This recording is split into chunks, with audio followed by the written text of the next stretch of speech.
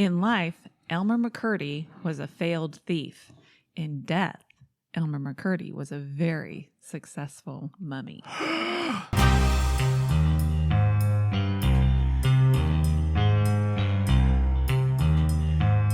everyone, welcome to another Weird World podcast. I'm Dean. I'm Carrie. And now we are going to continue our Hollow Weird World 2023. Last week, we talked to you about some skeletons, including the famous skeletons that were the real, actual human skeletons that were on the Pirates of the Caribbean ride. Carrie's going to tell us a story, as we teased last week, that is about another kind of a dead body out in the open story, but this one has a fascinating backstory and history to it, and also a really amazing kind of rediscovery of this. Carrie, but you're going to start us off with some Yes. interesting backstory, right? Yeah. An urban legend, or like a grouping of urban legends that we haven't covered yet, I don't think, in any of our episodes. The one where, you know, teens, like your cousin's friend's girlfriend or whatever, goes to like a local haunted house or fun house kind of attraction around Halloween, and then comes to find out later that dead body that she bumped up against was actually a real dead body. Why did I not do that in Urban Legends? That's a know. good one. I do remember that now. I have heard that one. Well, in October 2014, the Empire News published an article about a man who had supposedly died at a Halloween haunted house attraction in Illinois and had been mistaken for a prop dead body for 2 weeks. 2 weeks. Okay. This was in Waukegan, Illinois. And the Graham family apparently had, for 8 years, put together this big haunted house for their neighborhood. And it just started getting more and more popular. Eventually, like, they would have thousands of people come. So this year it had become so popular that it was the third year in a row, like, local police would send a little patrol. They would set up barricades and stuff to make sure people didn't gather in the street and, block traffic and stuff. What town was it again? Waukegan, Illinois. Waukegan, okay. And so the owner of the house, his name is Hank Graham, and it was called the Wicked Waukegan Haunted House.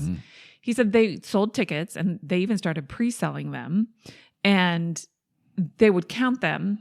I guess they counted how many people went through and how many tickets were redeemed. And one day, I guess they do it for a whole month. So at the beginning of the month, they noticed they were one ticket off. Like, they had sold more tickets, and one less person, came out or whatever. Uh-huh. So they didn't know what was going on, but who cares, I would think that would happen every night. Yeah, There's no way you could. Yeah, it's just a family operating this. Yeah. Well, after a couple of weeks, a 6-year-old, when they were walking out, told his parents he was very frightened of the, quote, old dead stinky man on the second level. So only a 6-year-old could smell decomposing flesh. Interesting. I don't know. Graham family, what the hell are you letting 6-year-olds into your scary haunted house? Well, I guess Mr. Graham heard this and he thought, oh, wow, that's what we want. We're trying to scare people. Yeah. He said they had mummies, skeletons, and mannequins, and like the whole peeled grapes in a bowl and all that kind of stuff. Oh, yeah. You know how bakeries spray the beautiful, delicious, fresh baked bread thing? Yeah. They were spraying decomposing fresh flesh spray into theirs. Good move, Graham family. Well, they also have like fog machines and stuff. Yeah. And those haunted houses, I would think they get pretty stinky with BO. Oh, yeah. Well, okay. People sweating, getting scared and screaming, all that kind of stuff. So I suppose. Anyway, the same night. Smell of fear, Carrie. Yeah, I know. The same night that the 6-year-old smelled the stinky old man. Yeah. A 31-year-old woman said that, she was like screaming in terror. She brought her little kids and they were screaming, there's a lot of little kids at this place. I know. They thought they were having fun. And I guess one of her kids accidentally bumped into what they thought was a prop dummy. And when she said her daughter touched him and knocked him over, and they're claiming that his arm ripped off his body. Oh. I don't think it's possible. Someone's after looking only a for a couple of lawsuit. weeks. Mm-hmm. Mommy, the dummy felt like Grandpa. And she said blood and other bodily fluids got on her daughter's jacket and in her hair. What was she doing? Rubbing her head in the body. it. Okay, Janet, you're exaggerating for the lawsuit. We know that what's happening. She said they were terrified and it smelled so bad, but she thought it was just part of the thing. And then she claimed her children vomited. I don't know. It's horrible to the depths of this. The scariest thing about this is how awful people are with that. I would think, oh my God, that was not awesome, but I would have absolutely no problem with it whatsoever. I'd say you probably should get the dead body. It's getting pretty rank, but thank you. That was truly terrifying. Yeah. I'm not super, I don't. Squeamish? No, I'm pretty squeamish, but I don't think dead bodies are sacred or that kind of thing. No, we have a couple in the backyard right now. we run a small body farm here. It's more horrifying that somebody died in there and nobody knew. So anyway, that's terrible. So by the way, I mean, is this how verified is this? Well, I'll tell you. Okay. According to police, a 71-year-old man whose identity wasn't released at the time of this article because they had to notify his family. He leaned up against a corner of the building after he had climbed the stairs up to the second level and apparently passed away. At the time of this article, they didn't know if he'd had a heart attack or some kind of existing illness that could have caused it. But the officer that was there to direct traffic said it was mayhem after the dead body was discovered. Oh. She said people ran from the building screaming, but not in a good, fun way, as you'd expect. The wife, Mrs. Graham. Yeah, that's where, he had to go there alone. He didn't have to have no one looking for him because they know, did Grandpa go to that haunted house? Okay, this shouldn't have lasted an hour or two, let alone weeks. I don't know, who knows? Maybe he didn't have family. I mean, that's possible. I guess. Well, you just said his wife. No. The wife of the man that owned the home. Got it. Mrs. Graham. Mrs. Graham. Her name is Lynn. Lynn Graham. But she said she thought her husband Hank put that new dummy there, and he said he thought she put that new dummy there. So whatever. So you also need that. Because presumably they're going in and cleaning it up every day. Yeah. And I don't know. The local health department shut it down. Yeah. No charges were filed because it was just an unfortunate accident. And so they closed it, for the rest of the season. So if it had been a couple of weeks since the first couple of days, then that means they were closed for Halloween. Well, you know how some people put a rat in their Coke to try to sue Coca-Cola? Yeah. Maybe someone brought their dead relative uncle and put him there right then. And then an attempt. I'm looking at Janet with the kids who allegedly vomited and were really scared. I would take a good look at her. Her name was Susan. I wasn't going to say her real name. But. They say her last name too. Okay. Also, she was 31 and she had 2 kids old enough to go to a haunted house. I don't know. Little judgy, Carrie. Little judgy. Well, and maybe they were 2 and 3. Maybe they're 16 You should and 18. be judgy. Yeah, either way. Yeah. Not either way. Well, anyway, I take that back. This story quickly racked. It was 2014, age of social media, thousands of shares on Facebook. It, became a big deal. Everybody got very carried away. Yeah. This true story about finally there's really a dead body in a haunted house. Nope. My instincts were so spot on, weren't they? Yeah, that just didn't. Again, like all urban legends, there's just some things if you poke and prod, that's just not going to happen. There's not going to be someone missing for that long. That's and not other the part things. that, That's a part of it for sure. It's that nobody notices for 2 weeks. Yeah, that's also true. But one little kid, only the 6-year-old notices it stinks. No, Yes. The sommelier came through and didn't notice a thing. So, come on. Because it would be clear he's a real everybody person. would smell it. Everybody, It's one thing at nighttime when it's dark and there's strobe lights going and all that kind of stuff. But during the day, like you said, the family's going in and out, cleaning things up, rearranging things, fixing things that have fallen over, all that kind of stuff. They'd immediately know. Yeah. And they wouldn't just assume, did you put this down? That's what I mean. You can throw out about 10 things, 7 or 8 of which it's like, no. And then combined, it's just no chance it really happened. Yes. And it turns out this Empire News is this satirical website. But it's the same thing like with and this one isn't like over the top like the Onion not the Onion, yeah. But they do have a disclaimer that says we're a satirical I think you have to. You do, yeah. Okay. Yeah, but it didn't look super prominent. Like you have to click on it. Yeah, that's what I mean. You do have to, but some of them are trying. Like the Onion, everybody knows. It's very open. It's also very funny. Yeah. But some of these, there's a ton of them now. Yeah. And they do try to get away with it, whereas the fine print kind of were satirical. But see, to me, this doesn't sound like satire, whereas The Onion is over the top and it's silly that, there's an abortion mega clinic or whatever. This aside, just stupid. This sounds more like they're trying to trick people and go viral. This sounds a little sleazier, a lot sleazier. Yeah. Well, so anyway, it so happens since about 1990, a handful of people have actually died while attempting to scare people with overly realistic Halloween. Wait, the scarer died or the scaree died? The scarer. Scarers are dying more than scarees. I don't think you can actually be scared to death. Well, I know, but you could see the whole classic kind of the heart attack. Making a heart attack, something like that. that has to have happened. Probably. Over the years. Yeah. I mean, millions of people have been through these things, and they can be very scary. Yeah. But these ones, like I said, if somebody trying to set up something to scare people, usually they're trying to stage like a hanging, and they just don't properly set up a fake noose where it's not possible for it to tighten around their neck. I would 1,000,000,000% absolutely not be the person who gets hung, unless it's literally a body harness, and I'm not being held up by my neck. 1 ounce of me is there's no weight whatsoever on that noose. Usually it's like, depending on where you're trying to set it up, your feet are on the floor, or there's like a thing, like a collar around it. Yeah, so that's it not just enough. Can't.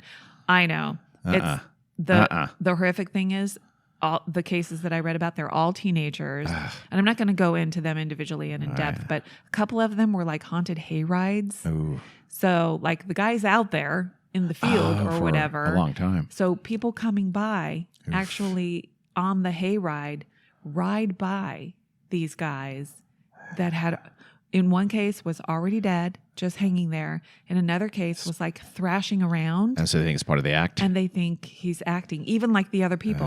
Like, look at him. Look at what a good zombie he's doing. Throwing cans of Coors at him. I mean, they're just having a lot of fun, but little do Isn't they. that terrible? No. And then in another one, this teenage boy was trying to prank his mom and sister. And he at a haunted attraction or just at home? No, at home. Oh, no. And he died in the front yard. What was he doing? Hanging? A noose from a tree. Oh, my God. Yeah. Terrible idea. Yes. So as I'm reading about these, then I find out about what happened at a place called the New Pike Amusement Park in Long Beach, California. The Pike. I grew up in Long Beach, California, as you know. Place? I think so. As a very small child, they closed it. When did Maybe they close it? I may never have gone. They closed it. It was down by the pier, by the water in Long Beach, and it was kind of a one of those cheesy waterfront. You wouldn't call it amusement park. It was lots of different attractions, different shows, and and carnival type things as well. Yeah. I don't even know. If I went there, it would be as a very, very small child. You know what? I'll have to ask my mom because there's a picture and I'll post it. It looks super cheesy, but it looks like there's one of those big slides that's like wavy. It's probably made out of fiberglass or whatever. Yes. And you go on like a burlap sack or something. I did go on that. I do remember that now. Going on one of those slides many times in my very young childhood. I just don't know where it was. That might have been the Pike. It might have been somewhere else though. Maybe But I do remember like the banana splits kind of a slide thing. Where you exactly. Go I may have gone on that at the Pike, although honestly it may have been somewhere else. But yeah, do you remember one somewhere else? No. I know. Again, I'm going to have to ask my mom. Yeah. She's old, but she's got great memory. She does. She is old, and she does have a great memory as far as we know. Only slightly older than me. The only haunted house. How many haunted houses have you been to? In my lifetime? Yeah. Not that. Not many either. The only one we've gone to semi-recently is in Ione. Is that Ione? Was it Ione, California, the foothills of California, where they really do hold it at an actual, legit former mental institution, an insane asylum where it's... it was for children. For children, too, yes. Or teens or something like that. So it was.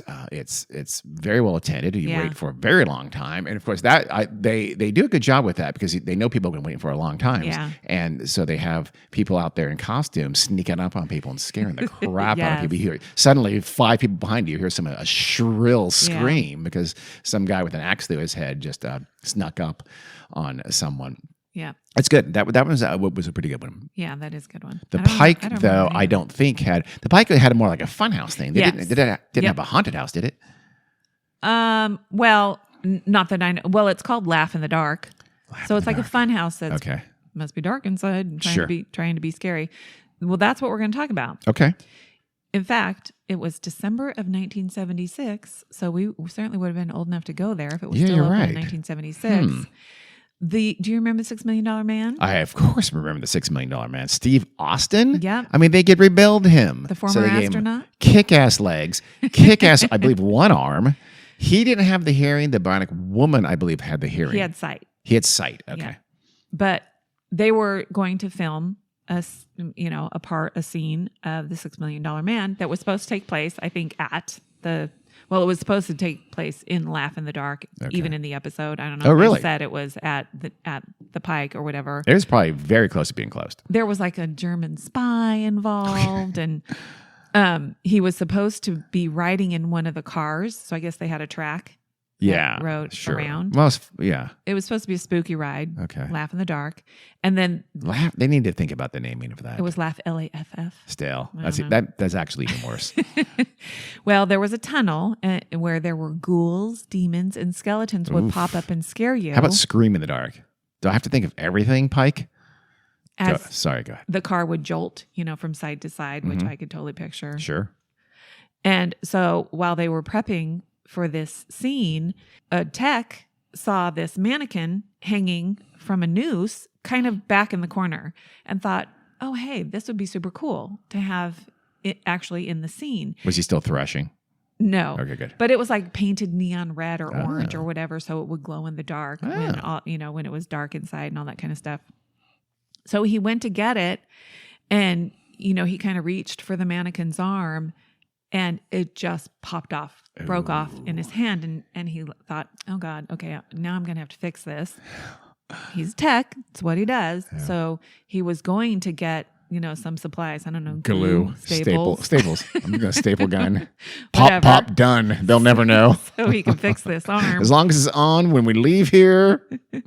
So plausible deniability. So he probably looked at it to see what the surface was like that he's gonna need to attach, and he saw sticking out what was a very realistic looking human bone. Wow. Thinking these mannequin makers are going to, I mean, you can't even see these bones, but wow. And then in between the like desiccated skin and the bone, what looked like muscle tissue and stuff. Any smell at all? No. Well, I shouldn't say that, but I don't think so. Probably not. And of course, he was horrified. I'm sure he dropped it and freaked out. He may have screamed. He may have thrown up and sued him. Like a baby girl. Yeah. Wow, Carrie. And, well, wouldn't you? I don't think like a baby girl, no. I hope not. So I'd probably go, oh dear. That was surprising. I don't think so. It's not a mannequin after all. I screamed at a fake cockroach once, so that Todd put next to me without telling me that. So yeah, I'd probably scream like a girl. There you go. This was an actual human man. So as you could imagine, production was halted in that instant. They called the police. Firefighters arrived. Really? Just in case we're not to give him CPR. You never know. Yes, the skin seems completely mummified, but let's not take chances. You're going to laugh. Paramedics also okay. showed up. Okay. Are they rubbing the things together and saying clear and put him on his chest? The report was a severe case of dehydration. Oh my God. So they thought it was a live person? Wait, what? They didn't His arm know. came off. These are like police and firefighters. They don't know what they're looking at. So the paramedics arrived and just laughed. Yeah. About this dehydration. They thought it was hilarious. We got someone here who needs a beer stat. So the body was sent to the LA County Coroner's Office. You know which coroner it was. Thomas Noguchi, the infamous Thomas. There's several wrecked of his day of bullshit, look at me coroners. Yep. So everybody who looked at it thought, oh yeah, this body looks ancient, and it pretty much looked mummified. And they thought, well, maybe it came from Central or South America, and it was a mummy from there, because that had actually happened before. What, they had a South American mummy? Uh-huh. Oh, wait. Not from the Pike, but just reported to the LAPD. Really? So in LA, somebody took a mummy back, because there's lots of mummified remains in like Peru, the former Inca, is very, very dry there. So someone took it back to California with them? That's a shitty tourist move right there. More than once. That is, I mean, we're talking about the ugly American. That's one of the worst things you can do. Yeah. So this body was America's tourists, please Yeah, don't knock take it the off. remains of the people that you got to visit. Yeah, that's That's disrespectful. all I'm asking. Even though I don't hold a lot of reverence for stuff like that, it doesn't bother me. I would never do something like that. It is. Talk about your cultural appropriation. Am I right, ladies? Sorry. I respect other people's beliefs and customs and such, You're but I have none of my own. according to you, you're a really great person. I am. That's what's that virtue signaling. Yeah, that is. For sure. It only weighed about 50 pounds. Well, yeah, it's got no water. How much do we weigh without water? Isn't water a lot of our weight? Like Liquids, aren't we like fluids. 70% water. Let's go with it. That? Or is that the earth? I have no idea. That could be the earth, actually. Hey, it should be the same. No, it shouldn't, but let's just... I mean, it makes sense. Not really, no. But he was a short man who's only about 5'3". Why do you think the ratio of a planet to a human body I don't know. should be the same? Is Could just unclear to for, me. like, consistency. Unclear? Question mark? But I like it. I like that you did that. Okay, this body, 5'3", 50 pounds. Over the time period, nobody knows what yet. Yeah. It had sustained significant wear and tear, including wind damage. Wind. Well, maybe it was out. So how long maybe. well, I guess you'll cover it, but how long had it been at the Laugh factory? What's it called? Laugh Laugh in the dark. Laugh in the Dark. So Yes. maybe it was elsewhere before? This is... It must have been. Okay. But it was there for about 4 years. I know a little bit about this. And Yeah. what little I know about this case, this is a very old mummy. Yes. Okay. So it had been at Laugh in the Dark for about 4 years. Okay.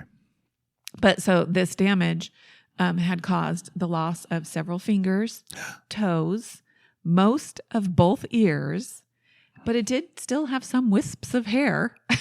How about the boys? How about the I'm other assuming it was external dressed. So I don't know. They're a little bit more respectful than you are in the I'm articles just concerned. about the autopsy. I'm concerned. And he was in a noose. And so I guess to accommodate the noose and probably so that it didn't do more damage by hanging, a hole had been drilled through the back of the neck, from which there was a yellow goo that seeped out. Like spinal fluid? I don't know. Was it the worst spinal tap? Was it just a botched spinal tap? And they said, you know what? Now that we've done it. So they... Is that how he died? What? Did he die from the botched spinal tap? I'm just curious. No, and I'll tell you because Okay. they do figure out how he's died.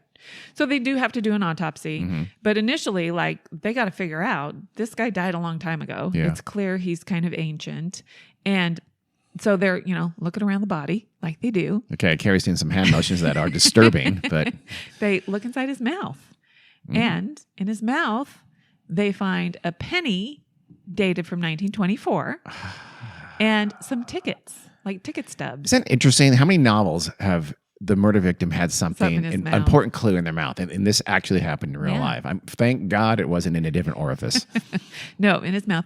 Ticket stubs to the Museum of Crime. Oh, how long ago was the Museum of Crime? Is that going to be a timestamp? It's like the broken watch, 9/10. He died at 9/10. Yeah, I don't know what years the Museum of Crime operated, but it was in Los Angeles. Okay. And so, but this is giving them clues Yeah. and places where It they had can, to exist. where they can go to look. And so, The 1924 doesn't tell you all that much. no, It just tells you that he, well, I guess it tells you he's alive past 1924, unless someone put a penny in his mouth after he was dead. So it's not really that helpful at all. yeah, no, I would say he had to be dead before 1924 because there was a penny in his mouth. Well, unless he didn't always put walked it in around with his a penny in his mouth. He had a weird quirk. He'd walk around with a penny in his mouth, and if he had a ticket for something, he'd keep it in his mouth. He did not have pockets. He didn't believe in pockets. He didn't think they were safe enough. Sure. They did an He autopsy. was a chipmunk. And inside of his chest, they found the copper jacket of the bullet that killed him. Oh, that's much worse than a botched spinal tap. Actually, that's much better than a botched spinal yes. tap.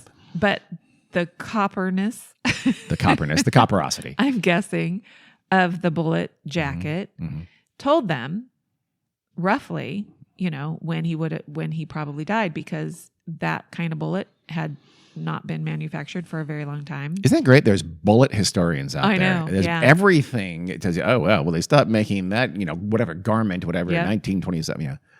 And also the embalming technique. Did he that have had and been his type of used. underwear too? They Remember had- that one case where did we do it here in Weird World where the victim had I'm sorry, it was a book I read, and he had the undies, Was it Agatha Christie? the tidy whities that have the V-shaped fly, whatever, and the V fly or something, whatever it's called, right? And that wasn't invented until like I want to say 1947, so they knew he had to be after that. So, I don't know. Yeah. Anyway, not this. He had no. Okay. They didn't talk about his underwear, but he was embalmed using a technique that used arsenic. Ooh. And they don't do that anymore, probably for a very long time. So that Can they just fingerprint him? Led the coroner to think that his body was from the early 20th century. Okay. So they talked to the owners of the Pike initially. Did Thomas Finucci go in front of TV cameras and say he was assassinated? Isn't that funny? I don't know, but I mean, this is 1976, so I'm sure there are news articles and probably news stories from... I don't remember. Yeah, there's nothing he liked more than a camera with a red light on at the top. He was awful. I wasn't watching the news at the time, so I don't know. Me neither, but later. Yeah, you probably were watching the news. What are you talking about? So they talked to the owners of the Pike to say, hey, where'd you guys get that body? Were these the Grahams? No. Okay. And since the Grahams were fictional, as you recall. Oh, that's right. So they told them, and then they just started working backwards, talking to the Museum of Crime people and various sideshows and stuff. I remember him. Yep. No. Tracking down this guy's body. Really? And wait, so you mean he was like displayed at the Museum of Crime? Yes. Oh. Yes. So him, that mummy, that red mummy. Was he painted yet, or did Laugh Place do that? They did that at the Pike. The Pike, okay. Yeah. He had been encased in wax, though. Did they know his name? Else. You're going to tell us, aren't you? Yes. Eventually, they're going to find his name. But the Museum of Crime folks didn't know his name yet. They No. said, nope, it's a body we got. Yep. We think he was shot. Must be a crime. Put him up. So they went back several places and determined that he was likely the Wild West robber Elmer McCurdy. Elmer McCurdy. The famous Wild West robber of what year? Well, let me tell you. Okay, all right. We're not there I'm yet. getting ahead, sorry. They had photos of him now. Mm-hmm. And then... You mean the mummified body? Yes. Now. Okay. And then they got images from the University of Oklahoma archive of Elmer McCurdy back in the day. Oh. And it looked very likely that that's who it was. Huh. So this archive, so he was that famous, at least locally in Oklahoma. He was famous enough to have pictures and stuff in this archive. Okay. Yeah. Well, think about it. If he was an outlaw, there's probably a mugshot or two. I suppose. So, but kept and stored. Okay. Universities and libraries are good for that kind of thing. Right. They do keep records. Good point. People actually came forward and asked the LA coroner if they could buy Elmer McCurdy's corpse again. And Noguchi said absolutely before he was fired. The spokesperson was not, they didn't think it was funny and said, you can't just paint it red and use it for laughs. That sounds like an angry spokesperson for the Los Angeles County Coroner's Office. So how do you think Elmer ended up at Laugh in the Dark in the first place? Laugh in the Dark? Crime Museum sold him. I know, but how did he get to the point where his body was being sold? You mean before a crime museum even then? Yeah. I'm going to say he was... well, no, he said that a bullet. Was a rhetorical question. Okay. I thought you wanted me to guess. Because as I say, hung. Because I'm thinking back in the olden days where you could only dissect the bodies of executed criminals. Yeah. But that was never true in the United States. So at least I don't think so. So I don't know. But they weren't dissecting him. They weren't using him for educational purposes. But I was thinking of something like that. Like if you hung somebody, it's like, we don't care what happens to the body. Yeah. You want to buy it? Sure. It's yours. Well, he was born in 1880 near Bangor, Maine, to a fairly well-to-do McCurdy family. 1880. 1880. Okay. So we have different definitions of the old Wild West because this is going to be the 1900s, and there wasn't much of an old Wild West anymore by then. Sorry for being historically accurate. Yeah, apologize. Not historically accurate. His mother's name was Sadie, and she was an unwed teenager. Oh. Nobody knows who his father was. She didn't know his father was. There are suspicions it might have been a cousin, which might be the reason why she wouldn't tell people. Although back then, that wasn't quite the scandal it is now. But obviously it wasn't a good story for Sadie, whatever happened. So who knows what happened that resulted in her pregnancy. But it would have been too difficult for her to try to raise a kid on her own as an unwed teenager. So he was given to her brother George and his wife Helen to raise as their child. Okay. Turns out George was a drinker. Weren't they all? He could not catch a break. And when Elmer was 10, George died. Okay. And so I think they had moved away from Bangor. Bangor. I don't know where they went. You know what the porn name of Bangor, Maine is? Bangor. It's Bangor, Maine. Bangor. I hardly know her. Carrie just told a revolved joke. That's a first. I love it. A first? A second at the most. Anyway, so Helen takes him back to Bangor, and where she and Sadie actually together tried to raise Elmer.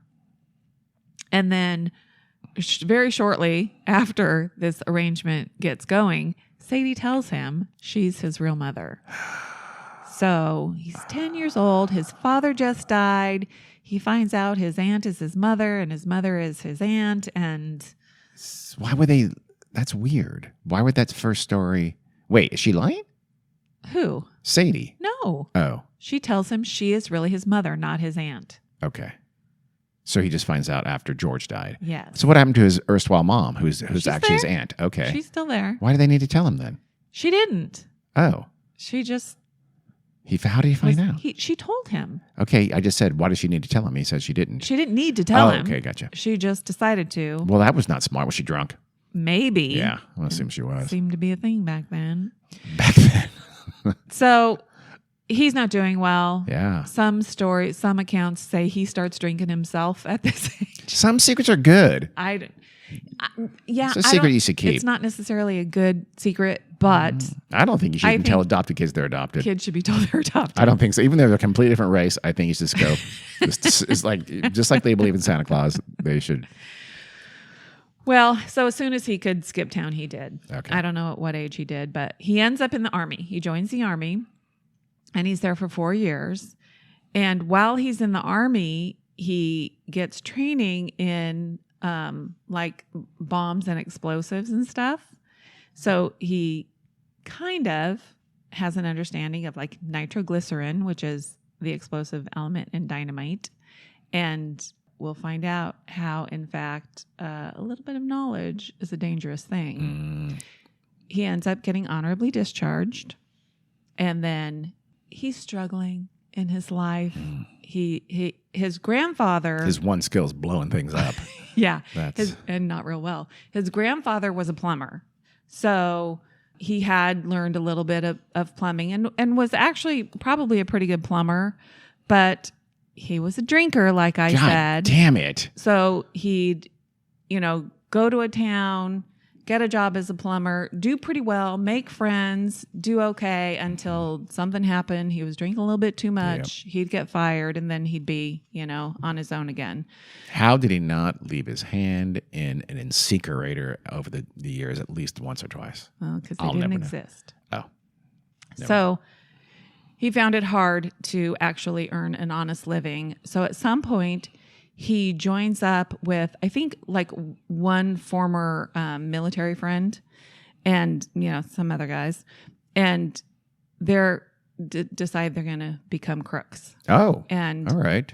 So at one point... At least it's a conscious, you don't just kind of bleed into it. You know what? We've tried a lot of honest things. We're not good at them. Yeah. I keep getting fired as a plumber. Let's rob some banks. Maybe it's your skill. You stumble into it. We all have to discover our passion, Carrie. Yep. So they think, we're going to rob banks and rob trains across this great nation. That was still going on in the early 1900s. This must be the early 1900s by now. So that's still going on. It was just petering out. It's just getting too hard to get away with it. Yeah. And he was having a hard time just doing it. Okay. So it's not like, I don't mean that. I mean like what we think of as the classic Wild West days were becoming much more civilized by then. Yeah. Well, at one point, he and his friend are walking down the street, and apparently they had been drinking a bit, which I think he was always drinking a bit. But they were arrested for public intoxication, and they were carrying around a big bag. And so the cop said, "What's in your bag?" And so they open it up, and there's all kinds of burglary implements.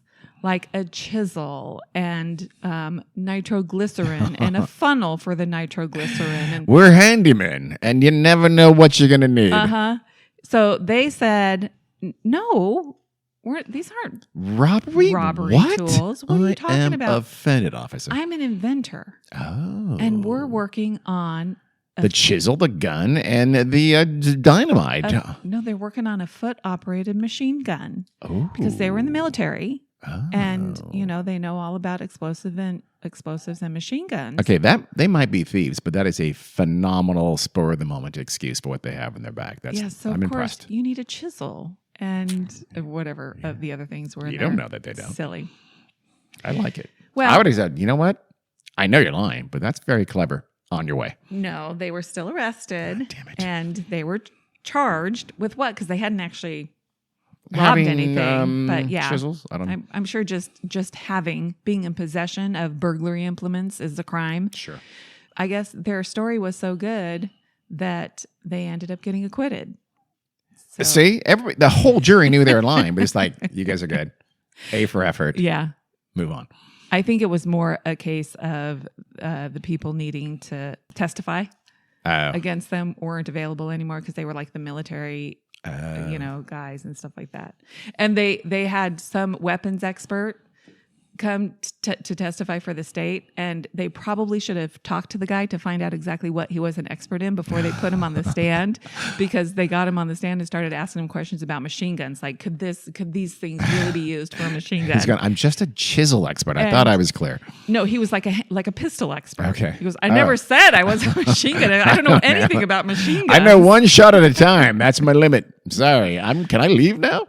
So anyway, it sounds like it was a bungled prosecution. So at one point during a train heist, he grossly overestimated how much nitroglycerin he should use to blow up the safe. Yeah, he's not good at this. And they thought this safe would have $4,000. And shredded paper. Yeah, he blew off the safe door and everything in it, destroyed it. And the silver, like coins and stuff that was in there, had gotten so hot, it just melted. Oh. So they had like chunks of silver, of melted silver. So they got away with about $450 worth of melted silver. Okay. That actually might be. Which is not nothing, but yeah. Just take it to the assayer's office. Where'd you get this? What? We had a chisel. Shut up. Stop asking questions.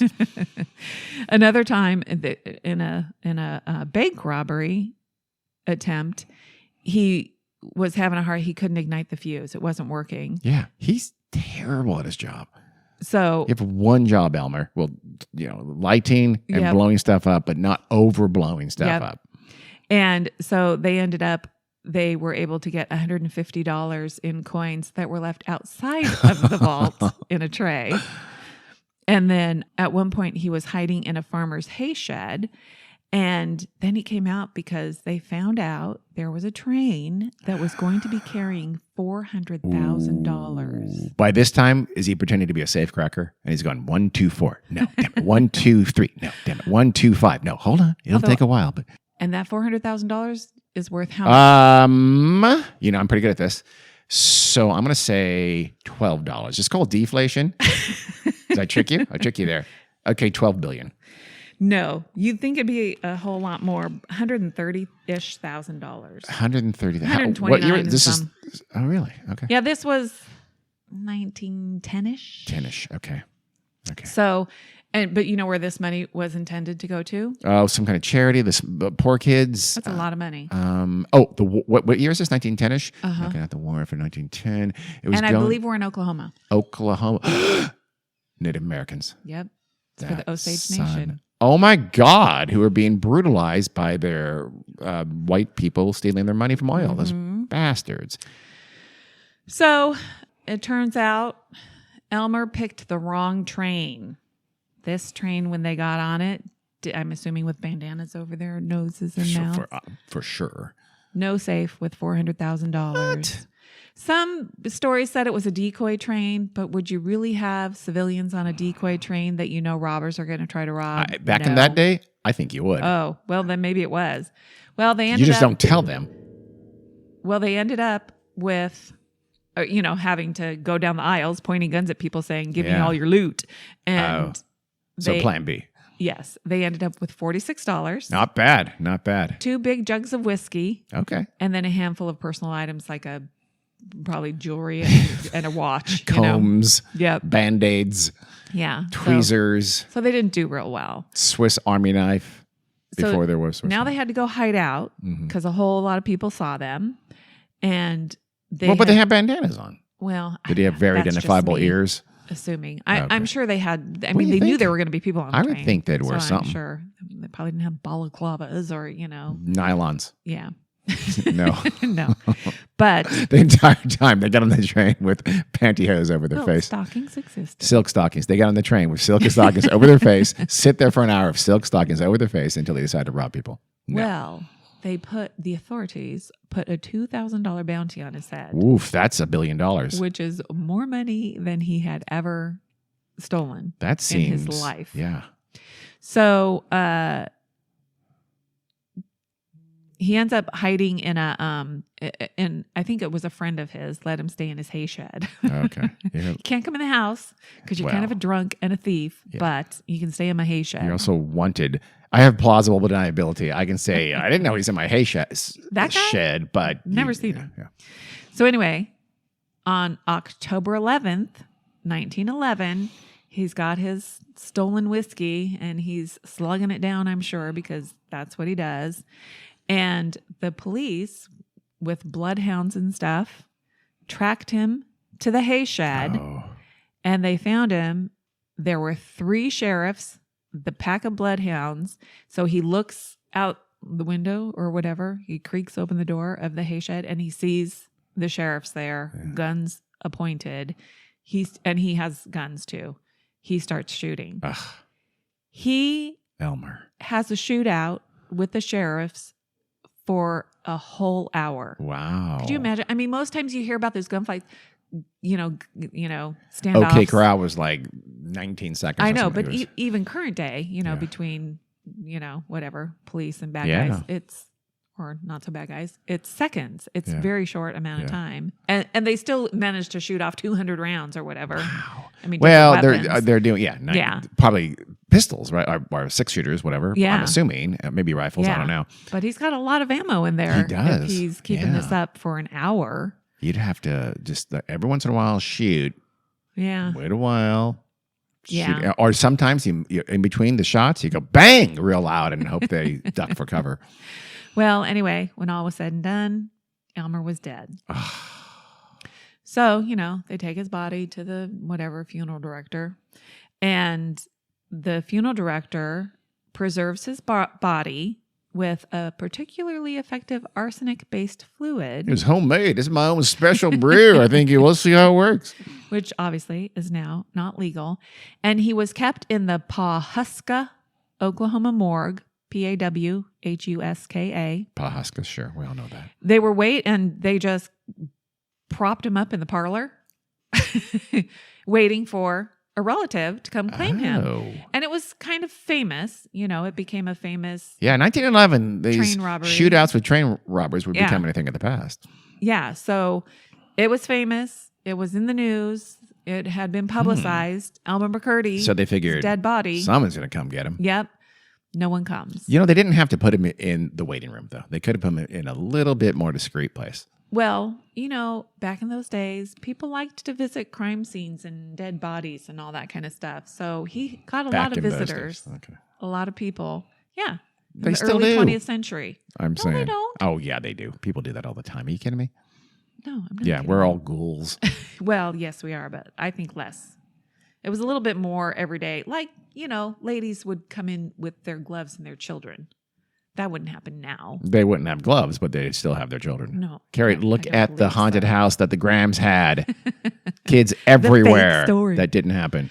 Anyway, because you know that it's fake. Anyway, at some point, the funeral director puts Elmer on roller skates so he can roll him around. Now he's just messing with them. them. And he would kind of chase his kids to scare him. Did he write Xanadu and pretend to be Olivia Newton-John?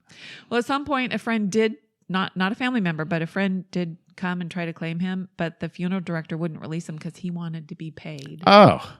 I spent all this money on arsenic. Okay. Dude, you're experimenting with your home special brew. Don't pretend you need to get paid for it. So the guy left. Couldn't take Elmer with him.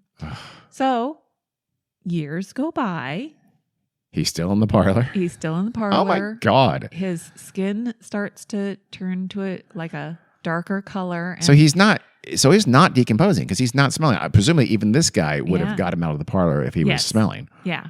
Like the texture of saddle leather was what his skin was becoming. But he still looked like a man. He washed him with saddle soap. So, and he washed his hair with hair and mane shampoo. Well, fact. So like traveling... tail and mane shampoo. Yes. Fact. Mane and tail. Stolen from mane. I don't know. Well, carnival people would come and offer the funeral director money for the body because, mummies were a popular attraction at sideshows and stuff like that. But the man mummies were a popular attraction at sideshows? Yeah. Seriously? Yeah. I know mummies were popular from like Egyptian mummies. Yeah. Is that what other kind of mummy was? I don't know. Really? It just said I mummies didn't were know that. sideshows. You said mummies were. No, I did not know that. I mean, I knew like King Tut. I knew that was very, very, very popular, but that was a special thing. That was rare. So you're saying commonly sideshows would have human mummies? I don't know. This isn't a big thing in the story. It is to me, but probably given what happens. Gotta look that up. The funeral director said, "Nope, I'm gonna give it a little bit more time. Wait for his family, to find him." What year is this? He was killed in 1911. Yeah. So what year are we at now? Has it been years now since? I thought 4 years. 4 years. Okay. So 4 years after his death, there was a newspaper article that said many people have come from a distance to see this curiosity. Apparently, it was free to come look at him and maybe even give him a poke. You could touch him. Oh, for a quarter. No, he sold soft drinks and hot dogs. But there was an enterprising merchant nearby that sold postcards of Elmer's corpse with the caption, "The only dead one in Pawhuska." Okay. With people putting their arm around it and a big smile pointing a finger at him. Hey, it's my best mummy friend. So then in 1916, so he's there for 5 years, 2 men from California come a-knocking on the funeral director's door, and they tell him that they've come to collect their brother. Oh, Elmer, they're so lying. That it was the last wish of their parents that they be reunited with Elmer. And so they say they're going to take him home and bury him with his parents. At a different time, these people would have founded Uber. So these are a couple of scammers. Yes. I'm sure the undertaker said, okay, that'll be blank dollars. I don't know how much. Blank, I believe. Which blank, by the way, is worth a lot of money these days. He helped them pack up a coffin and get it ready because they were going to ship him out to San Francisco. Which you'd think the undertaker would think that was weird because he knew he was from... I don't think the undertaker cares at this point. I don't think he does either. He just get paid. So yeah, he's finally, I think, glad to be rid of Elmer's body. So soon word gets back to Oklahoma that Elmer's body is touring the nation. He ended up at a carnival in West Texas where people would pay a few cents to see the mummy. So the brothers obviously were not his brothers. Things are not, kind of muddy, the trail he takes to get to Long Beach. Because it had rained recently. In March 1921, there was a story in a newspaper that he was in the Al G. Barnes Circus, and it said he lived a hard life and died a hard death. Now he is tougher than ever. That's clever. Literally. So 10 was years, was Elmer McCurdy still known by anybody as an outlaw, or was that he was kind of probably not, I bet especially he on the wasn't, West Coast. He was probably just very locally, and very, very short time semi-famous. Yeah. So around 10 years after that, but that was a Pomona newspaper. Okay. So he had made it to California. So that's in the Los Angeles area, yes, for those of you. So 10 years after that, so we're in the early 30s now, the Los Angeles Times included Elmer, the attraction of Elmer McCurdy, as a fun thing to see and do in the downtown area. Damn. So now he's found his way to somewhere in downtown LA. Do they know where? This might be the Museum of Crime. I'm not sure. Okay. But you could pay 10 cents to visit him in a very ornate coffin. Oh. A man named Dan Sonny, he was the son of a traveling entertainer, whatever that is. But his father had purchased Elmer around that same time from another carny.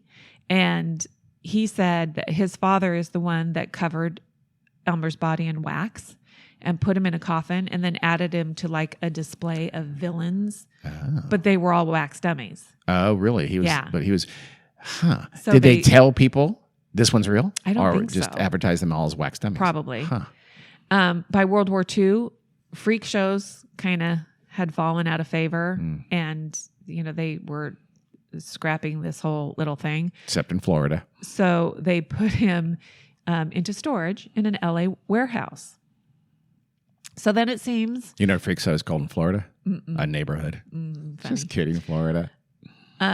Elmer sat in this warehouse for probably around 20 years.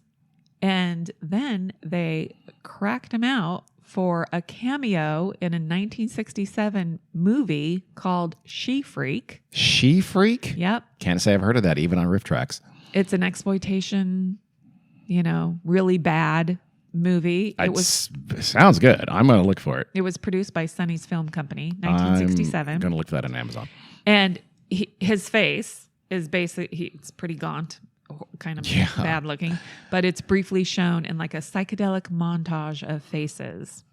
But he's in the credits. Okay. Really? It says his name. Does it say Elmer McCurdy parentheses dead? Or just Elmer McCurdy? I don't know. As gaunt freak, Elmer McCurdy. Sonny, this is the son of the guy that did that. That's why I call him Sonny. He remembers the next year that Elmer was sold to a man named Spoonie Singh. Wait, was Sonny's name Sonny? No, I forget his Dan or Don, something like that. I thought but his son was named. You said Sonny. That was the son of the man. Dan Sonny is the son of the traveling entertainer. It doesn't say what the I feel like first Dan name was. should name his son Sonny. Maybe it was Dan Jr. Sorry, go ahead. Anyhow, Spoonie Singh was the founder of the famous Hollywood Wax Museum. Oh, okay. I didn't know that. We've probably been there. I think so. And it's not clear if these new owners knew that this is a real person covered in wax. Because they're buying it from a cheapy wax museum or a display of wax figures, allegedly. Yes. So they don't know. Interesting. So they don't know, but he was covered in several layers of wax by this time. And so after he spent some time at the Hollywood Wax Museum, which is probably the top notch of wax museums in Los Angeles, he gets Apex Wax Museum. And so it's only down from there. He gets sent to a cheaper wax museum, which went under in the 1970s. Yeah. What would the Hollywood Wax Museum display him as? An outlaw still? Just an outlaw? I have no idea. Okay. I don't know. Because typically it's famous people, isn't it? I'm thinking it's mostly Hollywood Wax Museum is mostly movie stars, things like that, right? Okay. Yeah. Probably if they would have, if they would have been telling the story along the line. I don't know if they were. This is the 60s? Probably, because if he ended up in the Museum of Crime. Yes, they knew he was an outlaw. Yeah. I guess. But I'm curious if by the one before the Hollywood Wax Museum, they were not calling him Elmer McCurdy, famous Oklahoma outlaw. They were just saying outlaw generically. So the Hollywood Wax Museum was just displaying him. I'm assuming then it's just a Wild West outlaw. Yeah. I don't know for sure, but yeah. And at some point, he was displayed near other famous wax renditions of, I don't know if it's like Billy the Kid or, people like that. So in life, he probably would have loved it because that's what he wanted to be. Sure. So when this cheaper wax museum went under in the 1970s, they had a lot of unpaid rent. So they had to sell off their collection. And that's how he ended up at the Pike in Long Beach. So, I think I said he had clothes on. He did not have clothes on? Ended up at the coroner's office. No, he was naked. Oh. But he was covered in that red. I hope they blurred out his naughty bits. Yeah, he was covered in that red fluorescent paint that glowed in the dark. And he probably still had wax on him. But wait, was he naked in the laugh? I don't know. Thing? They must have clothed. I can't imagine they have a naked hanging guy. No, he was naked in there. He was naked inside there. Yeah. What was he? I think it was probably unrecognizable because he was fairly mummified at that time. Yeah. And covered in wax and then painted fluorescent red. Yeah, but you still think they put clothes on him just to make him scarier. I know. Yeah. Well, and they hung him from a rope inside the Laugh in the Dark Funhouse. So imagine how many people probably bumped up against him or brushed up against him. Well, I'm assuming he was far enough away where people weren't touching him, right? I don't you know. Think? Was it? I don't know what kind of ride that was. Was it a thing where did you tell me that already? Yeah, they went around on a track in cars. On a track, that yeah, would okay. Go side to side. Like, so yeah, you probably weren't. They usually leave those things far enough away where you can't touch them because you could dumb shit will break them. Yeah. Or grab it, pull it down. Yeah. Well, so anyway, the Los Angeles coroner's office held on to Elmer until April 1977, when they figured, okay, no, there's no living relatives that are going to come. You think? Claim his body. There weren't in 1911, so. Yeah. So they agreed to release his body to the Oklahoma chief medical examiner. From there, they took him to Guthrie, Oklahoma, where the city council voted to donate the money to purchase a final resting place for him. They wanted to give him a Christian burial. That's very nice of them. Hundreds he was actually oddly Jewish. Hundreds of people came to watch this. Elmer was taken in a horse-drawn carriage or a horse-drawn hearse. Scary in itself, I think. Horse-drawn hearses? Yeah. They look pretty scary. Not sure what. Okay. I'll take your word for it. And he was taken to Carrie has some weird phobias. Boot Hill. Scary does not denote phobia. You look pretty scared right now, Carrie. you look like you're about to panic. He's taken in a horse-drawn hearse to Boot Hill Cemetery. Are all the outlaw cemeteries called Boot Hill? No, just two. That one and in Tombstone, Arizona. I have no idea. And the one at... It's always like fictional places too. Like, well, the one in, I think... Knott's I don't Berry know. Farm and stuff like that. Anyway, this is the home of other outlaws like Bill Doolin. Bill Doolin, famous outlaw. Oh, I never heard of him. I've heard of him. I don't know my outlaw people. The minister gave a short little graveside service, said, "Dust to dust and ashes to ashes, and lay you down to rest with those whose company you sought in life." And then they made him into a saddle, and today children enjoy the horse rides. They buried him. Oh. But because of his little nationwide trek, they covered him with 6 feet of concrete. Ooh, they worried about grave robbers, so that nobody could come dig him up and put him on display again. By that point, that'd be a pretty brazen display if you displayed this person that it was for sure you had to have stolen. Yeah. So they probably didn't need to, but good for them. And as an epilogue, I'm going to tie us back into a previous episode. What? Not super far back. In 2017, a designer named Mark Taylor was interviewed for the Netflix show, The Toys That Made Us. Have you heard of that show? I've heard of it. I've never watched it. Oh, you know what? I have heard of that show. I don't think it was originally on some cable, not Netflix. Oh. Like, I don't know, Discovery or something like that. They called it a Netflix show. Or History or something. Well. Yeah, but Netflix just buys a lot of this just that's already been aired for a while. Yeah, that's true. So apparently Mark Taylor was a toy designer. And guess what toys he worked on? The prototypes for. He-Man, Master of the Universe. He was a proponent of Satan making satanic toys. Mark Taylor. Taylor worked on the early prototypes for He-Man, which was one of the most successful toy lines of all time. Sure was. And he said when he was 9 years old, his dad took him to the Pike Funhouse. And he called it a real seedy house of fear, and he didn't feel good about it. The Pike was a very seedy place by the end of his life. It became pretty shitty. He said that as they stepped into the dark. He said stepped in, so who knows if I don't know if they had cars or not after all, but they talked about it in the $6 Million Man thing.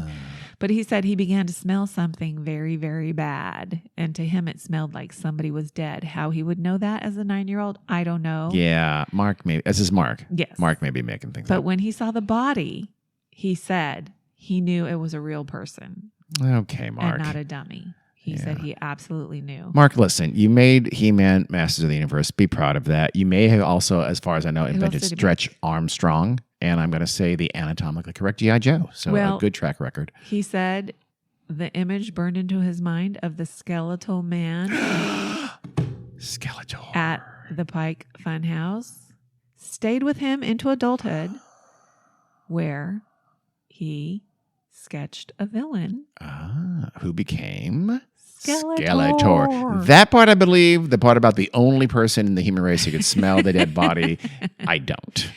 He said it was one of the scariest things he'd ever seen. It probably was pretty terrifying. And it was the inspiration for Skeletor. Skeletor. That's what was the name of that episode? Satan's Toy Box. Satan's Toy Box. Mm-hmm. Mm-hmm. Yep. That is a fascinating story.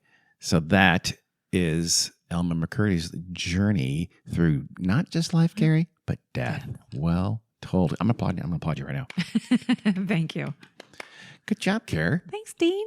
Thank you for telling us that story. That's somewhat spooky story. I like I wish that the Graham's haunted house thing Was real? Was true. Wait, and going back to that, has there ever been someone died? I mean, someone must have died from being scared, right, in a haunted house, but no one has ever, like, even for a little while, been not on the floor or something like that. Yeah, even for because like I said, I could see that happening for an hour or 2 or 3, but not days and days and days. Yeah, I don't know. And you think it'd be? I mean, this is like a movie trope, but it would be a perfect place for a murder. People are screaming. Be a great place for a murder. Yeah, so it would. Yeah, yep. Get away with it. Are you thinking what No. I'm thinking? Oh, okay. Never mind. For legal reasons, we're just going to say I was joking. Well, thank you, Carrie. You're welcome, Dean. We'll bring you something scary very soon. next time, too. Until then, thanks for listening. keep it spooky. What? Bye.